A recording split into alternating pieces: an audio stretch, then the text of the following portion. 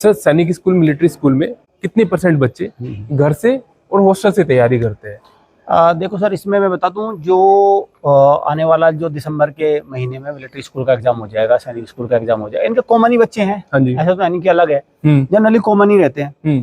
तो इसमें आप ये मान के चलिए 80% बच्चे टोटल वो घर से तैयारी करते हैं। 20% के आसपास अकेडमी, जो भारत में सारी अकेडमी है, उनके थ्रू तैयारी करते हैं। तो आप ये समझो कि जैसे बच्चे लगभग 2 लाख बच्चे पेपर देने जाएंगे। हाँ जी। तो 2 लाख में से आप इसका 20% कर दो, लगभग 30-40 हजार बच्चे सारे ही भारत में अकेडमीज के थ्रू रहते हैं। बाकी 1,60,000 तो घर ही रहते हैं। तो सर मैं दूसरी चीज आपसे ये भी जानना चाहता हूँ, जो पेरेंट्स होते हैं, जो पेरेंट्स अपने बच्चों को घर पे तैयारी करवाते हैं, उनके लिए आप क्या सलाह देना चाहोगे? सर उनके लिए सलाह हम ये देना चाहेंगे, और वो सलाह हम यहाँ से देंगे, क्योंकि हम यहाँ बच्चों को तैयारी कराते हैं। हाँ। हम दिन रात बच्चों के साथ रहते हैं। बिल्कुल। जो सबसे बड़ा लूज पॉइंट है ना, हाँ जी, वो बच्चा करता है घर पे नकल। हमारे यहाँ जैसे बच्चे हैं, हाँ। अब आप देखो, हाँ। हम कितनी चौकसी के बाद बच्चों से कोशिश करते हैं चीटिंग ना करें। हम उनसे अपने मॉक टेस्ट वगैरह बड़े संभाल के रखते हैं। बिल्कुल सर। तो हम देखते हैं जैसे मौका मिलता है तो कैसे न कैसे करके किधर न किधर से धड़ा मार लेते हैं। बिल्कुल सर।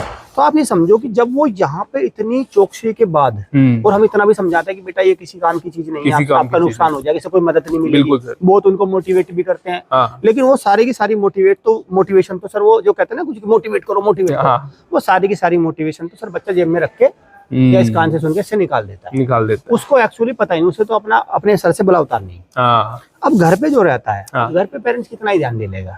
उसके पास तो बच्चे के पास मोबाइल भी है, सारी चीजें है। तो जनरली मैं बताता हूँ घर से सिलेक्शन क्यों नहीं होता। जनरली बच्चा क्या करता है, जैसे अब मैं बताऊँ एग्जाम्पल हो, भाई पेरेंट्स अपने बच्चे की तैयारी चेक करता है। बिल्कुल। वो क्या करेगा कि कोई सैंपल पेपर किताब मंगा लेगा।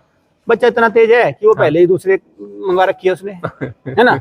तो मतलब वो फिर वो कहता है कि सर यहाँ पूरे में से पूरे ला रहा था, एकदम से एग्जाम में पता नहीं इसको क्या है ना। और बुक के पीछे तो सर आंसर लिखे ही होते हैं, आंसर लिखे रहते हैं, सारे रट लेता है। मतलब आप ये समझो कि घर पर मॉनिटर करने को अगर फिर भी कोई पेरेंट को लगता है मेरा बच्चा पूरे में से पूरे ला रहा है, एक दिन हमारे यहाँ मॉक टेस्ट में लाके बैठा तो आधे लाएगा, समझे ना, इतना अंतर आ जाता है। बिल्कुल। तो इसमें मुझे नहीं पता पेरेंट कैसे उसको पकड़ेगा, वो तो खुद जाने। लेकिन इसमें सबसे जो मैं बेस्ट सलाह जो आप कह रहे हैं ना, हाँ जी, पेरेंट जो देना चाहूंगा वो भाई उसकी वो चीटिंग छुटा दो बस।